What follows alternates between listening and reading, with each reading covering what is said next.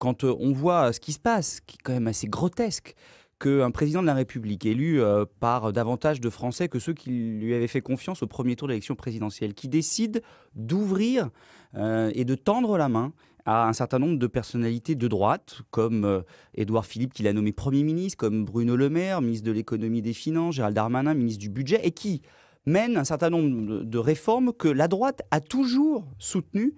et parfois n'a pas eu le courage de mettre en œuvre. Eh bien, ce parti, les Républicains, qui a perdu 2 élections présidentielles et législatives de suite, se permet de ne pas se remettre en question et d'exclure ceux-là même qui,